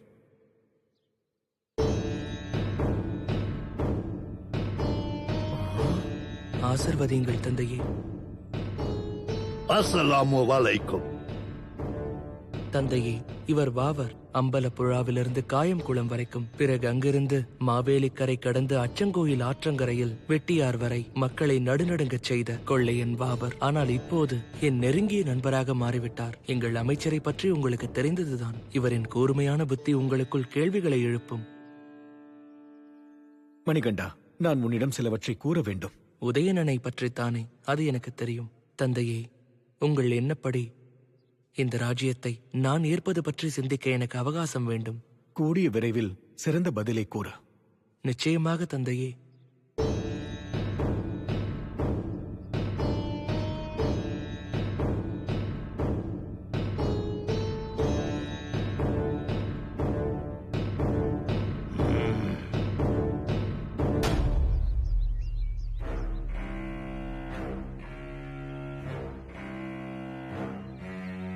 கரிமல கோட்டையில் நுழைந்து விட்டால் அனைத்தும் எளிதாகிவிடும். இந்த போர் வெற்றிக்காகவோ உதயணனை தோற்கடிப்பதற்காகவோ மட்டுமல்ல, நமது குலதெய்வத்தின் சிலையை புனரமைக்கவும் கூட. ஆகையால் அவரவரின் பணியை சீராக செய்ய வேண்டும். இந்த போரில் போலச்சிறைக்கல் வணிகர் வரீத் மற்றும் எனது நண்பன் வாவர் நமக்கு உதவ தயாராக இருக்கிறார்கள். இஸ்லாத்தை நம்பும் நான் ஒரு சகோதரனாக உங்களுக்கு தேவையான எல்லா உதவிகளையும் செய்ய காத்திருக்கிறேன். எருமேலியிலிருந்து கரிமலா வரைக்கும் எல்லா ஏற்பாடுகளையும் நானே செய்கிறேன். தேவைப்படும் அனைத்து ஆயுதங்களையும் நானே தருகிறேன். அது மட்டுமில்லை, அரேபியன் மற்றும் பர்ஷியன் வீரர்களை நான் தயாராக வைத்திருக்கிறேன். மணிகண்டன் நம்முடன் இருக்கும்போது வெற்றி நமக்கேதான். இன்ஷா அல்லாஹ். எதிரியை தோற்கடிக்க உடல் வலிமை மட்டுமல்ல, மன வலிமையும் தேவை. அதற்கு 41 நாட்கள் தீவிர பரீட்சை தேவைப்படுகிறது. அதற்காக மது, மாமிசம், மங்கை இவற்றை எல்லாம் தவிர்த்து பிரம்மச்சரியத்தை கடைபிடிக்க வேண்டும். மனதையும் ஆன்மாவையும் தூய்மையாக வைத்திருக்க வேண்டும். அப்பொழுதுதான் வெற்றி நம்மை தேடி வரும். மணிகண்டன், மணிகண்டன், மணிகண்டன், மணிகண்டன். வரும் நாட்களில் நாம் ஒன்றாக நிற்க வேண்டும். ஒரு ஜாதி, ஒரு மதம், ஒரு உயிர். மேலும் நாம் ஒருவரை ஒருவர் சுவாமி என்று அழைத்துக் கொள்ள வேண்டும். நமக்கு வேறு பெயர்களும் இல்லை, வேறு இடங்களும் இல்லை. சுவாமி சரணம், சுவாமி சரணம், சுவாமி சரணம், சுவாமி சரணம். சாமி சரணம். தரமற்றவர்களை எல்லாம் அரண்மனைக்குள் விட்டிருக்கிறான். போதாததற்கு சாமி சரணம். நாம் கடைசி ஆட்டத்தை நாம் தாமதிக்க கூடாது. கூடிய விரைவில் மணிகண்டனுக்கு நாம் ஒரு முடிவு கட்ட வேண்டும். ஒரு இஸ்லாமியரை அரண்மனைக்குள் கொண்டு வந்து நம்மை துரத்திவிட்டு ராஜ்யத்தை அவனால நினைக்கின்றான். அவரை விரட்ட சொன்னால் அவனை தோழனாக்கி அரண்மனைக்கு அழைத்து வந்திருக்கிறான். உதயணனை மாமன் என்று அழைத்தாலும் ஆச்சரியப்படுவதற்கில்லை. இனி இந்த ராஜ்யத்தின் நிலைமையை நினைத்தால்தான் அச்சமாக இருக்கிறது. உதயணனை பற்றி நாம் இப்போது கவலைப்பட வேண்டாம். அதைவிட முக்கியமான விஷயம் எத்தனையோ இருக்கின்றதே. ஆயுதமும் மருந்தும் தோற்கும் இடத்தில் மூளை பயன்படும். அது என்னவென்று மட்டும் கூறுங்கள்.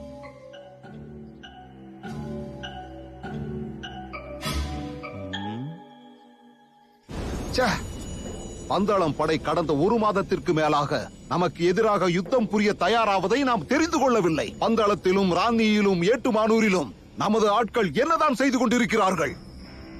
நமது உளவாளிகளாக தோன்றிய அனைவரையும் பாவர் சிறை பிடித்து விட்டார் தலைவா. எந்த நேரத்திலும் தாக்குதலை எதிர்பார்க்கலாம். அப்படியெனில் அந்த படையிலிருந்து ஒரு உயிர் கூட தப்பக்கூடாது. அம்மன் துணை. காட்டில் உள்ள ஒவ்வொரு மரத்திலும் ஒவ்வொருவரையாக நான் அமர்த்தியுள்ளேன். அவர்கள் அங்கு ஒளிந்து கொண்டிருக்கிறார்கள். ஒரு உயிர் கூட திரும்பாது. அவர்களிடம் சற்றும் கருணை காட்ட வேண்டாம். இனி ஒருவன் உதயணனை எதிர்க்க முயற்சிக்க கூடாது. என்ன புரிந்ததா?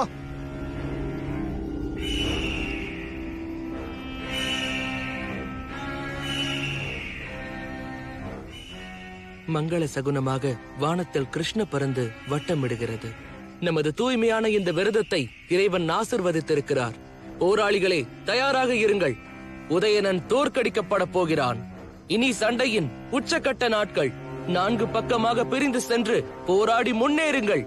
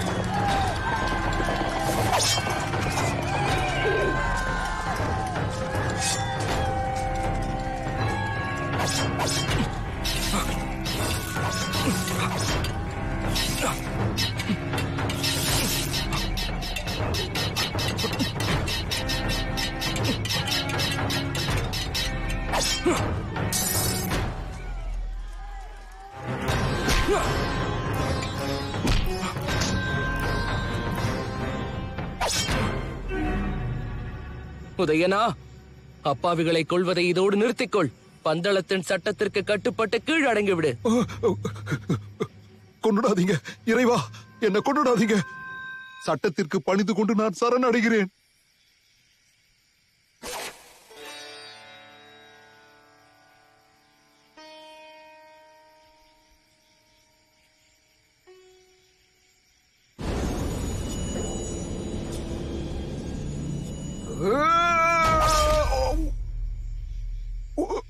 பின்னிருந்து தாக்குகிறாயா? துரோகி! சுவாமி, இவனை என்னிடம் விட்டு விடுங்கள். காரணம் இல்லாமல் வாழ்நாள் முழுக்க பலமுறை ரத்தம் சிந்தி இருக்கிறேன். ஆனால் இன்று மிக சிறந்த ஒரு காரணம் கிடைத்திருக்கிறது.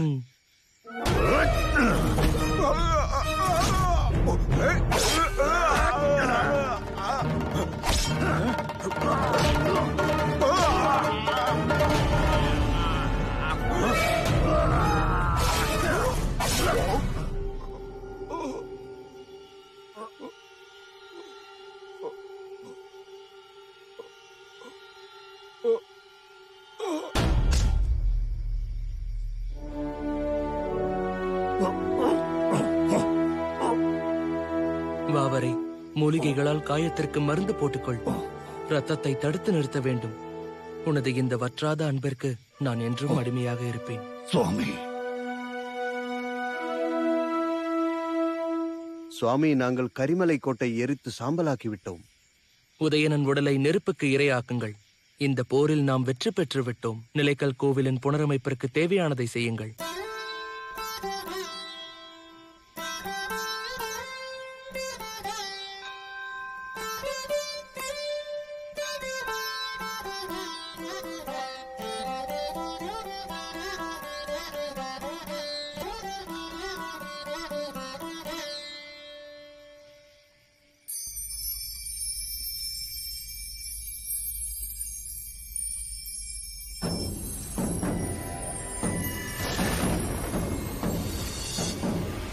நாராயண நாராயண நாராயண நாராயண. உன் நாராயண மந்திரம் இங்கு செல்லாது. இங்கு நாராயணனும் நாராயணியும் அனைத்தும் நான் தான். ஐயோ, மன்னித்து விடுங்கள். பழக்க தோஷத்தில் கூறிவிட்டேன். மனிதர்கள் போற்றி புகழும் தேவர்கள் எங்கே? ஒருத்தரையும் காணவில்லை. யுத்தம் செய்ய யாரும் இல்லாமல் நான் பொறுமையை இழந்து கொண்டிருக்கிறேன். முவ்வுலகையும் அடக்கியாளும் மகிஷியிடம் யுத்தம் புரிவதற்கு யார்தான் வருவார்கள்? நாராயண. அது உண்மைதான். நாம் சிலவற்றை கேள்விப்பட்டோம்.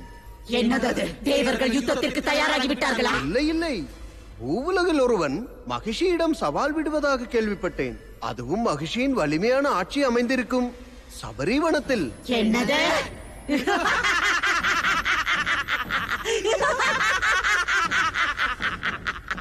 என்ன கிண்டல் செய்கிறாய் நாரதா? கிண்டல் செய்யவில்லை. அந்த நாராயணன் மீது சத்தியம்.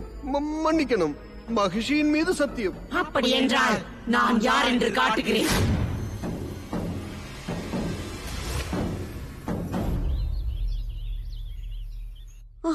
நான் இறக்கப் போகிறேன். இறைவா, என்னை காப்பாற்றுங்கள்.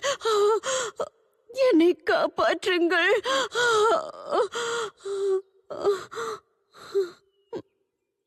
கூறுங்கள் வைத்தியரே, அரசியின் நோய்க்கு வைத்தியம் இல்லையா? வைத்தியம் இல்லைன்னு சொல்ல முடியாது, ஆனால் அது கடினம். அந்த மருந்து அவ்வளவு எளிதாக கிடைக்கக்கூடியது இல்லை அரசே. உலகில் அது எங்கிருந்தாலும் நான் வரவழைக்கிறேன்.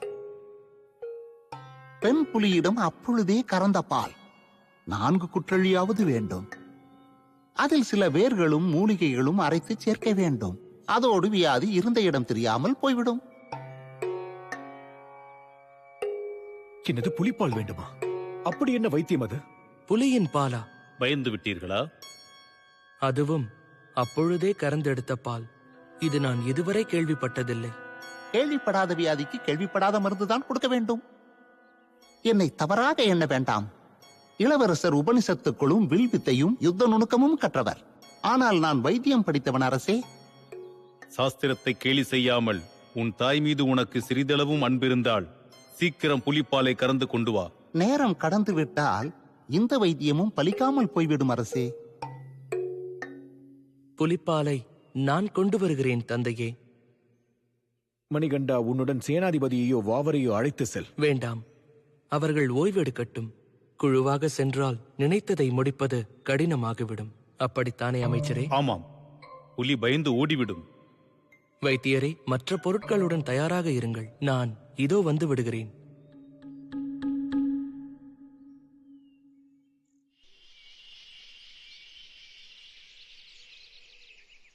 புலிகள் புல்வெளிக்கு இடையே உள்ள ஆழமான காட்டில் தான் இருக்க வேண்டும்.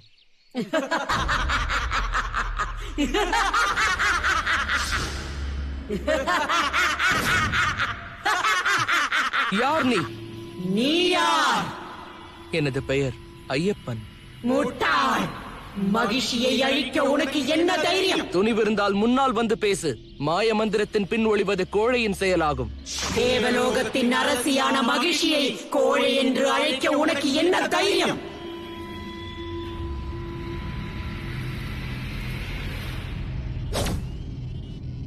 நீ மிகவும் அழகானவன். உன் கூர்மையான கண்களை பார்க்கும் பொழுது எனது மனதில் விசித்திரமான எண்ணங்கள் தோன்றுகிறது. எனது கணவனின் பதவி ஏற்றுக்கொள்கிறாயா நாதா? எனக்கு அதில் விருப்பமில்லை. அதர்மத்தை அழித்துவிட்டு தர்மத்தை நிலைநாட்டுவதுதான் என்னுடைய அவதாரத்தின் நோக்கம். அதை நான் செய்தே தீருவேன். உன்னை இந்த பிரபஞ்சத்திலிருந்து வெளியேற்றிவிட்டு அமைதியை நிலைநாட்ட வேண்டும். அப்படி என்றால் நான் கேள்விப்பட்டது உண்மைதான். உன் பலம் என்னவென்று பார்த்து விடுகிறேன். என்னுடன் மோதிப்பார். கலிகவரதம் ரகஸ்யேதிவாசம் அமரதிவஹ பக்த சமோக்ஷேதி சக்ர கலிதவேதமகிலம் முகஸ்யேதி கருணம் முகதவளம் தலீலவசனா விராஜே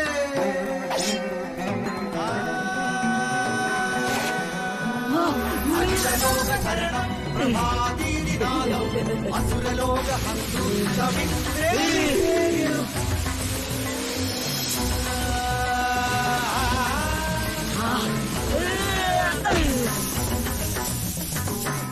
दिशिचर्यं समानव्योमगात्र अदुलभावजां गिरीशरूपभाववर्णनं दिशिचर्यं समानव्योमगात्र अदुलभावजां गिरीशरूपभाववर्णनं सरितवेदमखिलं मुखस्येदि करुणं उपरिहरणयुक्तैलवसना विराजे अखिललोकशरणं प्रभातीदिनादम् असुरलोकहं रवीन्द्रे विसेव्यम् रहस्येदिवासम् अमरदिवह भक्त मोक्षेति चक्र कलितवेदमखिलं मुखस्येदि करुणं सुभजधवलयुक्तैलवसना विराजे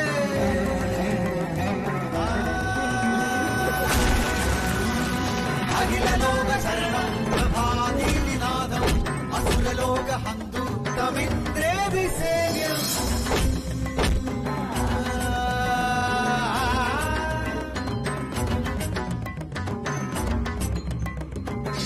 दिशिचर्यं समानव्योमगात्र अदुलभावजां गिरीशरूपभाववर्णनं दिशिचर्यं समानव्योमगात्र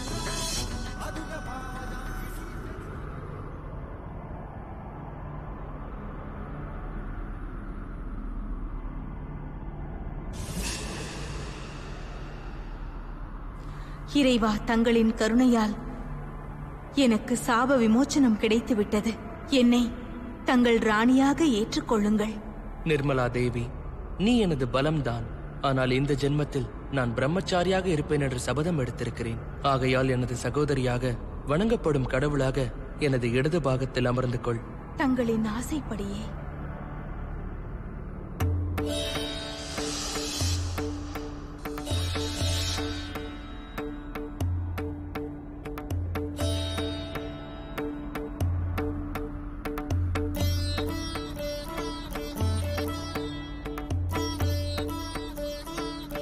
மகனே, உன்னுடைய அவதாரத்தின் நோக்கத்தை பூர்த்தி செய்து விட்டாய். சபரியின் நிச்சயை பூர்த்தி செய்துவிட்டு பந்தலம் அரண்மனைக்கு நீ சென்றுவிடு. பிறகு சபரிமலையில் ஒரு கோவிலை கட்டி கலியுக வரதனாக பக்தர்களை ஆசிர்வதிக்கும் சுவாமி ஐயப்பனாக நிலை கொள்ள வேண்டும். ஆதரவு இல்லாத மக்களுக்கு ஆதரவாக திகழ வேண்டும். புத்திரா, தேவதைகள் பெண் புலிகளாகவும் தேவர்கள் அவர்களின் குழந்தைகளாகவும் சாட்சாத் தேவேந்திரன் புலியாக மாறி உனது வாகனமாகவும் இருப்பார்.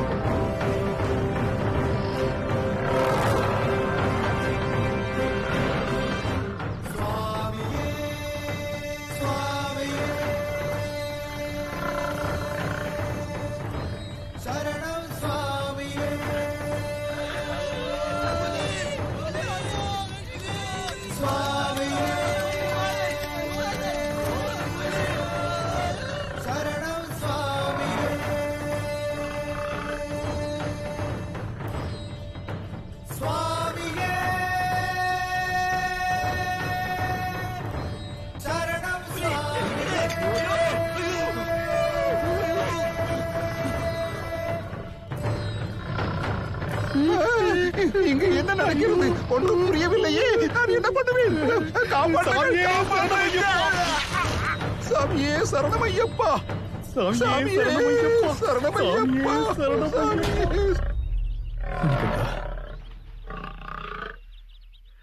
தந்தையாரே, உங்களது ஆணையை நான் நிறைவேற்றிவிட்டேன். உடன்பாலை கறந்தெடுத்துக் கொள்ளும்படி வைத்தியரிடம் கூறுங்கள். இறைவா, 14 வருடங்களுக்கு முன்பு பம்பை நதி கரையில் நடந்த அந்த சம்பவத்தை இப்பொழுது நினைத்து பார்க்கிறேன்.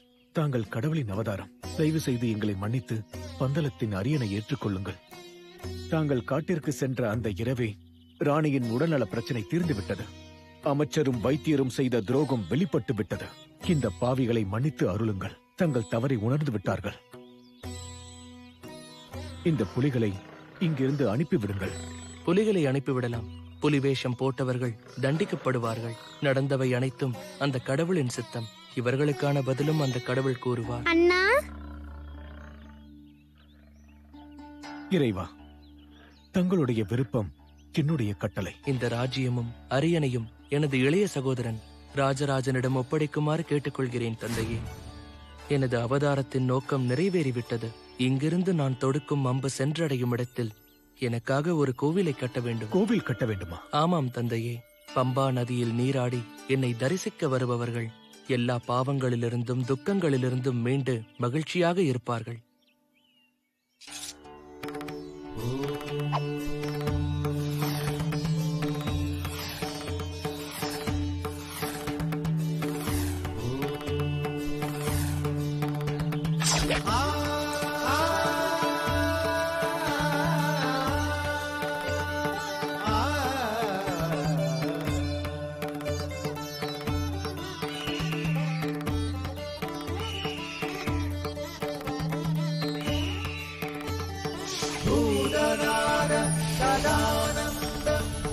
सर्वभूत दयापरा रक्ष रक्ष महाबाहो शास्त्रे तुभ्यं नमो नमः।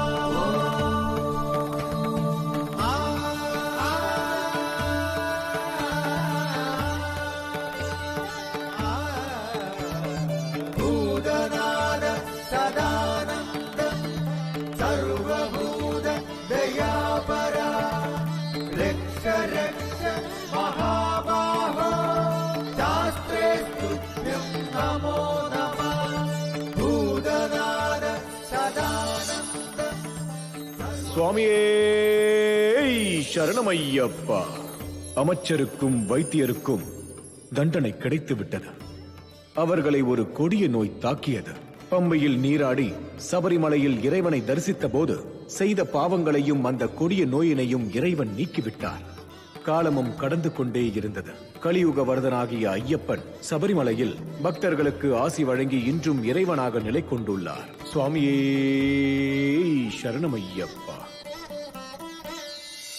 ഹരിവരാസനം വിശ്വമോഹനം ഹരിതധീശ്വരം ആരാധ്യപാദുകം ഹരിവിമർദ്ദനം നിത്യനർത്തനം ഹരിഹരാത്മജം ദേവമാശ്രയേ ശരണമയ്യപ്പ സ്വാമി ശരണമയ്യപ്പ ശരണമയ്യപ്പ സ്വാമി ശരണമയ്യപ്പ ശരണമയ്യപ്പ സ്വാമി ശരണമയ്യപ്പ ശരണമയ്യപ്പ സ്വാമി ശരണമയ്യപ്പ ശരണകീർത്തനം ശക്തമാനസം ഭരണലോലുപം നർത്തനാലസം ശരണകീർത്തനം ശക്തമാനസം ഭരണലോലുപം നർത്തനാലസം അരുണഭാസുരം ഭൂതനായകം ഹരിഹരാത്മജം ദേവമാശ്രയേ